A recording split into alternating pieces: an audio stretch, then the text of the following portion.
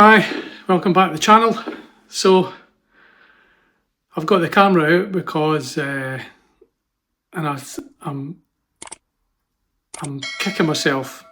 I forgot to film the kit being delivered.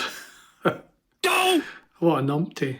I did actually, when I say the kit's been delivered, I did go down to AK. I stay up in Edinburgh, and it's only down the street, 312 miles. So I had booked a friend of mine. He was kind enough to go down and collect it for me, but I thought I need to go down just to be there for collecting it. So I drove down, and I got there, and then what did I do? I took a picture when I arrived of the front of AK's sports cars, Shelby House it's called, and then I got so caught up in everything that I completely forgot to do anything else. And next thing I know, the cars all loaded up, and I thought, great, I've not documented any of it. So anyway, I get home probably about half an hour before the transport, and I've unloaded the car because I filled the car with everything, all the parts. And now the kit's been delivered.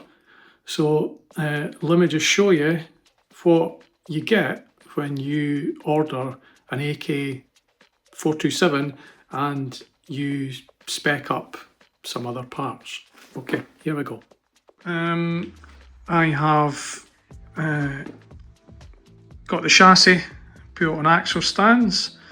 I've got some bubble wrap, and I just put it inside those trays because I plan to put some parts inside there. Quite good storage. There's my shop supervisor up there, just overseeing everything. That's Thomas. So yeah, let's have a look and see what we've got here. That if anybody needs a windscreen, you need to speak to Anthony Hale of Absolute Horsepower or Crowdon Replicas. So here we've got the front uprights. We've got tubular exhaust manifolds. Those are the side pipes, I believe. I'm going to unwrap everything at some point, probably tomorrow.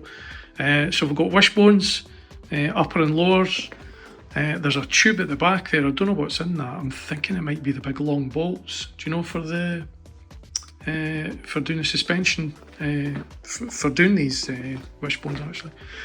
So there we've got the twin roll hoops. Power steering pipes. There's shortened drive shafts. In here, which I've not opened yet. I've not opened anything really. Yeah, so that says standard pedal box, side vents, XG40 diff cover, and small battery tree.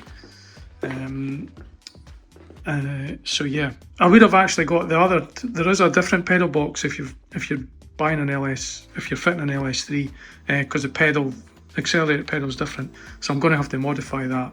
But it wasn't until after the fact.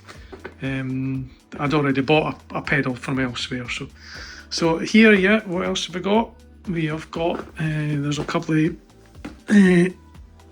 what are those? Tie rod ends, yeah, so there's tie rods.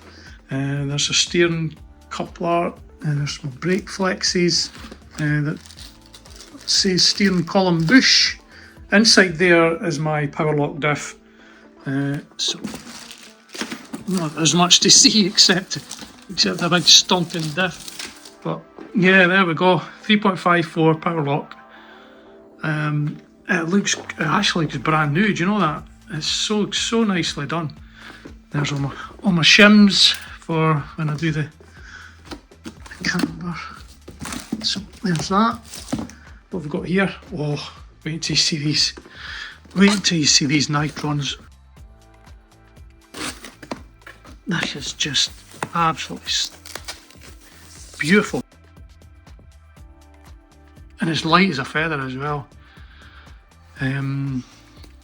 Machining on it's just superb. So I'm really glad I upgraded those. Not that there's anything wrong with the gas shocks that come with the kit. Yeah.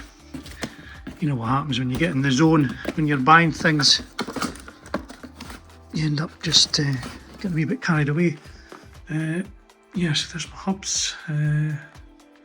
These are both stainless. I think that, because I've opened that one already, that's the well, that's the washer ball, and that's the expansion tank. Front splitter, there's rear wishbones. What's in this box? Do you know? I don't even know what's in there. Oh, look at that. That's the rear hubs. We've got the steering rack. Thomas looking decidedly uninterested. Fuel tank. It's LS one, so obviously it's got a swirl pot. And you can see I'm going for twin fillers. I've got two seat shells. That's his LS engine mounts. That's his handbrake setup. Now, I'm already rethinking that, and I thought I'd made my peace with it, but I'm actually thinking about going for an electric handbrake. So that's, watch this space. I don't know. I'll decide tomorrow. So yeah, there's a few other things in here. Roll bar mount. I've got a couple of these for in the boot covering the fuel things. Gen 2 kit, that has to be all the bolts, nuts and stuff. There's another one here that says bobbins and brackets. So what I'll do is I'll open these up. I'll probably do it tomorrow because it's the evening time and it's getting really cold actually. So yeah, and this is my garage, which was very tidy up until a little while ago. So yeah, let's see what we've got here.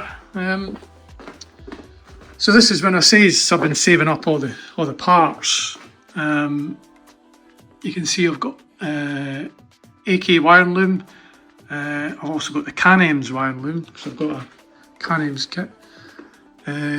Got brake stuff in there. I went to S&J Autos, got myself wipers, handles, door locks, etc.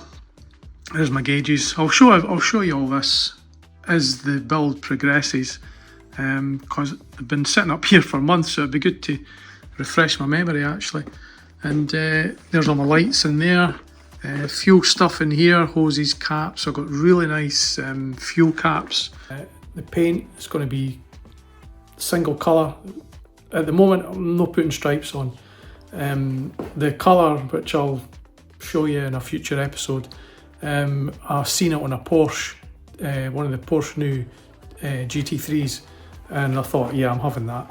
So it's really, really nice. I've got to say, I think it's just going to make the car. So that's where I'm going with that. Yeah, not really much else to say at the moment. I'm a little bit